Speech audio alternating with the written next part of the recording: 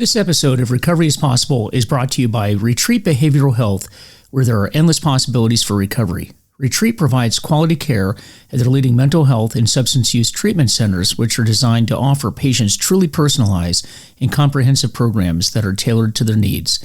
Retreat substance use and mental health treatment centers in Palm Beach County, Florida, Lancaster County, Pennsylvania, and New Haven, Connecticut do everything in their power to ensure that patients receive the highest quality treatment in a safe and comfortable setting. Reach out today at retreatbehavioralhealth.com or call at 855-802-6600 for more information.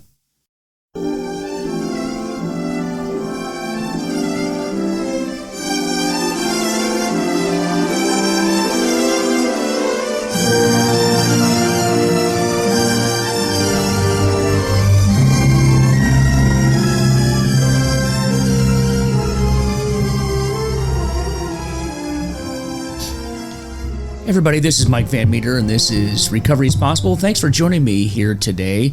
And I want to talk to you today about 10 things that everybody in recovery needs to know. 10 things that everybody in recovery needs to know. Because, recovery from any form of addiction, whether that's chemical addiction or a process addiction or even a mental health challenge, is a courageous and transformative journey. And I want to talk about some things that are important that everybody ought to know. And first of all, you need to know that recovery is possible. And I think the first thing that I need to discuss is that you have to believe that you can recover, number one. Because if you don't believe that you can recover, then chances are you're probably not going to recover. So you have to understand that you can, in fact, recover, and then have the willingness and the determination to get well. Because recovery is a very difficult process, even when you want to get well. And that's why I say if you don't want to get well, then you're not going to get well. But if you want to, it's going to be very difficult, but you can. And you're just going to have to realize certain things. And I know that in my own journey, and it wasn't until I realized that I had to change my thinking at its core. I mean, just change my thinking at its core and turn almost every idea that I had about my lifestyle around. I wasn't going to get well until I realized that. And so, first of all, you have to realize that it's a process. Recovery is not a destination. It's an ongoing process. It takes time, patience, and commitment to heal and create lasting changes in your life. And that's really what we're looking for, is those lasting changes that you can maintain for the rest of your life. And I'm going to talk about the process and how we're going to make it manageable. Because if you think that you're not going to drink or drug for the rest of your life, that might be overwhelming for a lot of people. And we don't look at our entire lifespan in recovery. We break this down into manageable bites. I'm going to talk about that here a little bit more. And you just got to be patient with it. You have to know that particularly in early recovery, there's a lot of healing that goes on in your mind and your body, and all the neural pathways need to heal. You have to get the vitamins and minerals back into your body that's been depleted, especially if you've been drinking alcoholically. I mean, after all, serotonin levels have dropped, GABA levels have dropped, the B series of vitamins have not even been absorbed, and that has to be replaced and healed. And that is going to take time, about a year to a year and a half for most people, depending on how well you take care of yourself. But that's also assuming that you're exercising regularly, sleeping regularly, and eating in a way where you're going to be getting all those vitamins and minerals back. And so it's going to take that time. So understand that. So that's number one. It's a process. So number two is having self-compassion. And this is crucial because you want to be kind and gentle with yourself. Recovery can be challenging, and setbacks can occur and often do occur. And that's okay, as long as you get back up. It's not how many times you fall down, it's how many times you get back up. And it can be challenging. But remember that relapse is not a failure, but an opportunity to learn and grow. So if we do relapse, we have to understand that we can go back and learn from the things that we did that led to the relapse. Hold on to those things that were working for us, because we don't want to get rid of those. We want to make sure that we hold on to the things that work well for us and then learn from the things that did not work. But make sure that is a learning process. Bill Wilson even talked about that And he answered somebody's letter once that wrote to him and was feeling ashamed in that they had relapsed. And Bill said, no, it's not a problem. It's just a matter of learning from that and moving forward. So always have that self-compassion. And then also number 3 is making sure that you have the support around you that you need, because support is essential. So you want to get support from your trusted friends, family members, or support groups. Surround yourself with people who understand your struggles and can provide the encouragement that you need and the guidance and the empathy. So we want to have a recovery community. Remember, addiction is isolation and recovery is community. And that's going to be your 12-step groups. It may be a church group. It may be other groups that you are working with. It may be family members. It may be other people that are in recovery that are not necessarily sponsors, but people that you trust and people that you can learn from, those trusted confidants. And we want to have that community. You know, when we are in addiction, we just become so isolated from everyone around us. That's family members. It's really anyone.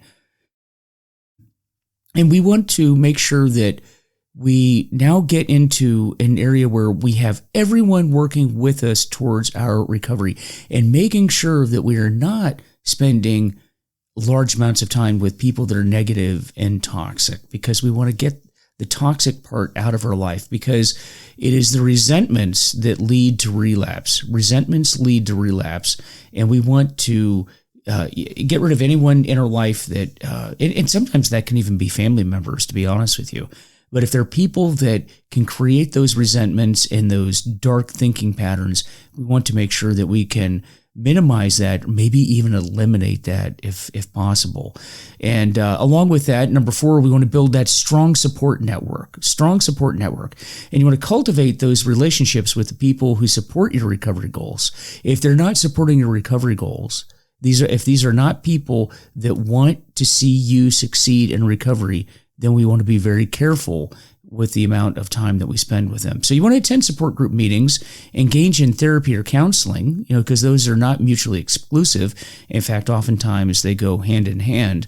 And you want to connect with people who have similar experiences. And that's why recovery group meetings are so important, because we can learn from those that have gone before us and have gotten well. You want to look at them, you want to look at these people, you want to look at their sobriety, and find those that have a life that you want to emulate. You want to emulate what they are doing, and you want to surround yourself with those people. And always be around people that are positive, that are always having that positive outlook and talking about how they overcame difficulties in their life and focused on the positive. And that's why this concept of gratitude, always being grateful for the things that we do have. Because oftentimes in recovery, we spend an inordinate amount of time focusing on the things that are going wrong, the things that we don't have, the things that aren't going right in our lives. But with gratitude and in recovery, we want to focus on those things that are going well. Because even in the midst of tragedy, chaos, those dark times, there oftentimes is something that we can in fact be grateful for, even if it's just waking up and breathing that day. And we want to focus on that. So number 5, we want to practice honesty and openness, right? Honesty is fundamental to recovery. Being brutally honest is what we talk about. And you want to be honest with yourself about your challenges and the underlying issues that contribute to your addictive behaviors. Because for many of us, there's what we call co-occurring disorders. Or in other words, addiction is not our only issue. Maybe we have some bipolar issues. Maybe we have depression issues. Maybe we have other addictions. Maybe we have some things that we need to work on in our lives that can at least exacerbate our addiction issues and can help or hurt rather our journey towards recovery. And we want to be open about that, and we want to be honest about that. And that, because addiction it's often said that addiction grows in darkness, and we want to put a light on our addiction and our problems and make sure that we are doing everything we can to get the help that we can. And we can only get help when we're honest, not only with others, but ourselves, right? Being honest about how difficult and how how damaging our addiction has been. And I think that that's one of the things as a therapist now that I struggle the most with patients, and that is getting them to be incredibly honest about how bad this is. In the addiction center that I work in, I will often hear people compare out, and they'll say, this isn't all that bad. I just messed up. That, I'll do better next time, or I'm not as bad as some of these other patients. You'll even hear people say that they are a functional alcoholic. And I don't know what that is. I mean, alcoholic and being functional don't belong in the same sentence. They just don't. And I think we do that to minimize how bad the situation is, how bad the addiction is. And usually when I say, well, how are you functional? Patients will say, well, I go to work. I still have a job. And what I tell them is that if I were to pull their family members in and talk to the family members, that the likelihood is that their family member is going to say, this person's not functional at all. We haven't had a relationship. We haven't had sex in a long time. We have not been intimate in a long time. He or she doesn't spend time with the kids. They don't spend time with me. And really, they say they go to work, but it's just shocking to everyone in their life that they've not been fired by this point. And truth be told, it's probably coming down the road, but it just hasn't happened yet. We call that the yets in recovery. It just hasn't happened yet. And the loved one will say, look, they're not near as functional as they think that they are. But we do that as a defense mechanism. We do that to make it not sound as bad as it is. And that's why I go back to the fifth point that we're making here today, and that is honesty and openness is critical. And until you're honest and open yourself with how bad the addiction is, you're likely not going to get well. And you're going to have to do that. So practice open communication with your support network. And that's one of the things that we do in recovery meetings is we practice that sharing with one another and speaking. A lot of people go to meetings and they don't want to speak at all. They're afraid to. They don't want to share with others. But it's important that we do that, because when we open up and we speak about what's on our mind, then that's the beginning steps of recovery, because not only are we open and honest with others, but we're open and honest with ourselves. So take it one day at a time. This is number 6. One day at a time. Focus on the present moment and take each day as it comes. Break down your recovery journey into smaller, manageable steps and celebrate each milestone along the way. I once talked to a man who is an ultra runner. He's one of these guys that runs 100-mile races. Yes, I said 100-mile races. And I asked him how he could run 100 miles. And he said, Mike, I run 100 miles, and I can do that because I don't look at it the way that you or other people do. He says, I don't look at it as I'm running 100 miles. I'm just running to the next aid station. And when I get to that aid station, I run to the tree line. And after I get to the tree line, I run to the point where my crew is at. It may be a couple of miles down the road. And then I run to the next aid station after that, and so on and so forth. And he says, I just do this over and over until before you know it, I've run 100 miles. He said, but if I was to think about running 100 miles, my mind would just shut down. And so recovery is a lot like that. It's very common for people to talk about recovery in 24-hour increments. I think about today. I don't think about staying sober for the rest of my life, or even this month, or even this year. I just think about staying sober today. Do I plan on drinking or drugging today? No. Well, what if you're someone that struggles with even 24 hours? You can ask yourself, well, can I just not drink or drug before breakfast? Then you get to breakfast. Well, how about not drinking or drugging before noon? Okay, well, how about 3 p.m? How about not drinking or drugging before lunch? That's how we break our days down. And that makes it so much more manageable. And a lot of people use this technique. And then to celebrate the milestones that we get, it's very common in 12-step meetings to hand out a 24-hour chip. That means that you've celebrated that 24 hours. And then, after a month, 2 months, up to 6 months, a year, 18 months, and then every year after that.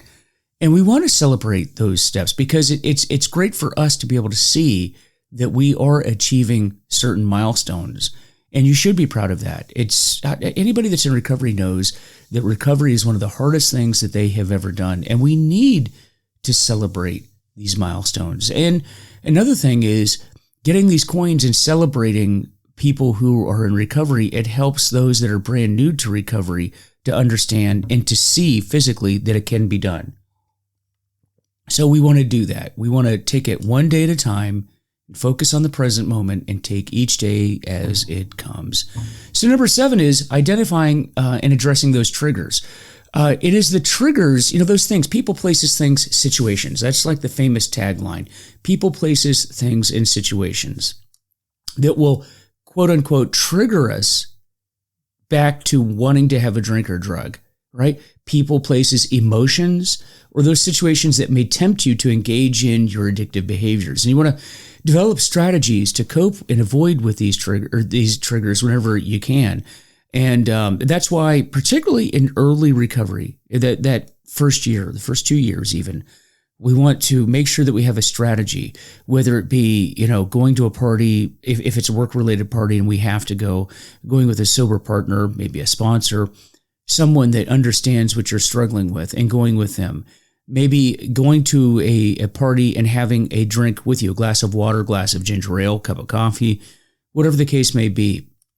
Developing that strategy. And there are books out there, there's literature out there that's there's an AA book that's out there. When I say AA book, it's approved by the AA General Services, and it's called Living Sober. And this is a whole book that talks about strategies and how to get through early sobriety without relapsing. Just some tools and techniques. And that's not the only book. And I'm not plugging that book per se. It's just one book of many that you can look at.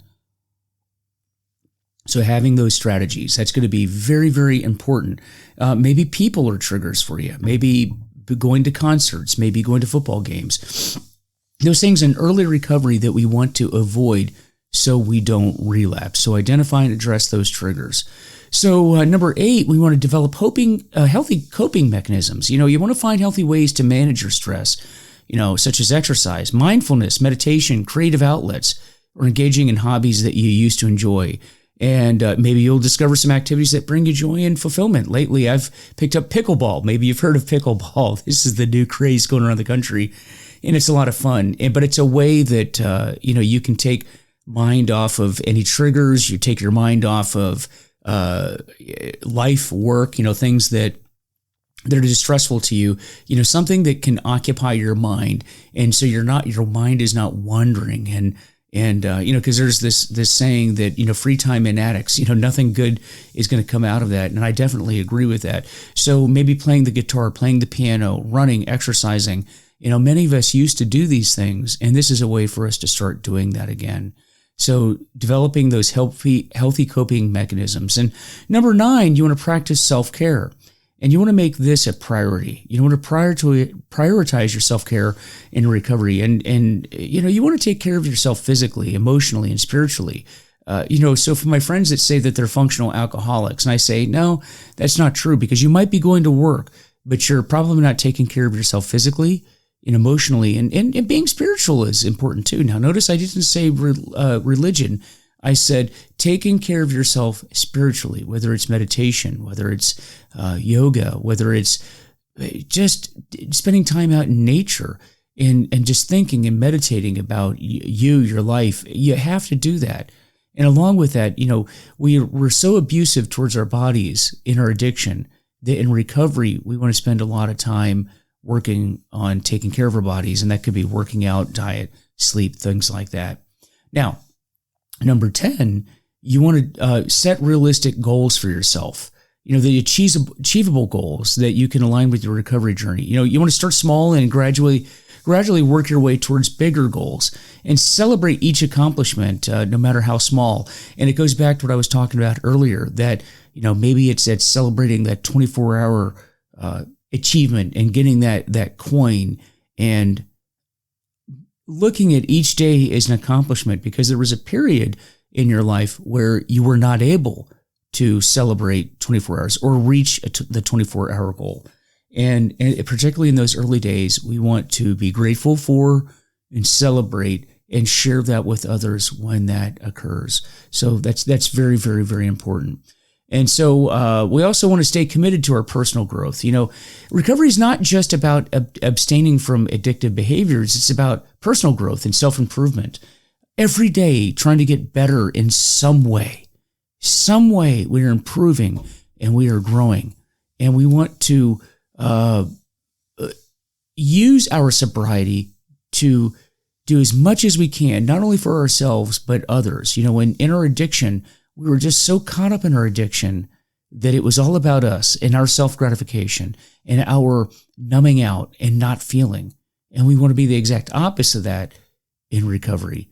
And with that, whether it's going back to school, learning a new hobby, learning a new instrument, just growing and growing every day, we want to do that. And we want to make a commitment to do that. And then, once again, our 12th point here, we want to celebrate that progress and recognize and celebrate your progress no matter how small, because recovery is a significant achievement and every step forward counts. Let me tell you something.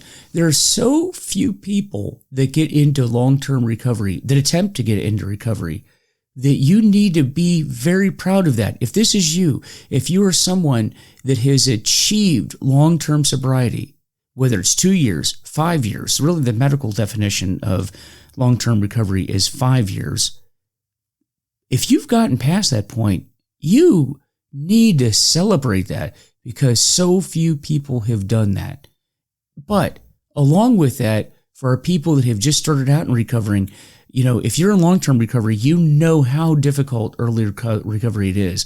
And allow our friends to celebrate that, and we celebrate along with them because that is a very, very big achievement. And, with that, we want to remember that everybody's recovery is a journey, and it's unique for each person.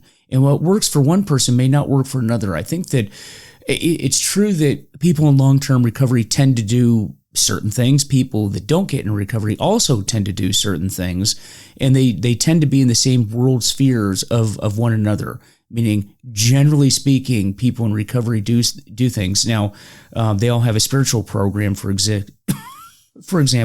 For some people, that might be a religious program. For others, it might be a spiritual program, meditation program, or connecting with nature. But what they all have in common is that they have a program that they are working. Okay, so it doesn't look the same, but they're doing similar types of things, if that makes sense. And then those that don't get into recovery also tend to do the same things, and that's what we want to avoid. So you want to be patient, you want to be compassionate and persistent with it. And I tell you, with time and effort, recovery is possible, right? That's the name of this program. And a healthier, fulfilling life awaits you, and it does get better. I can tell you, if my life had not gotten better, I wouldn't be in recovery this long. And so, my friends, those are the 12 points that I wanted to share with you tonight about recovery. And these are the things that I think everybody in recovery needs to know. And so with that, guys, this is Mike Van Meter. This is Recovery is Possible. And I want to thank you for joining us tonight. You take care of yourselves. Talk with you soon.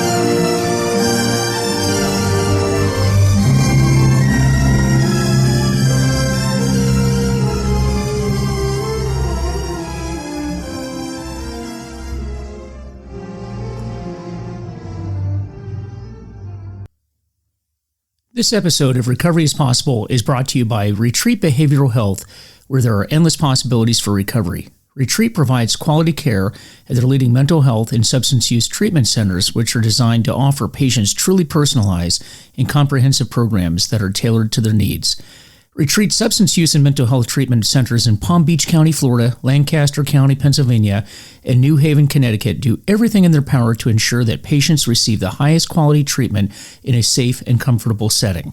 Reach out today at retreatbehavioralhealth.com or call at 855-802-6600 for more information.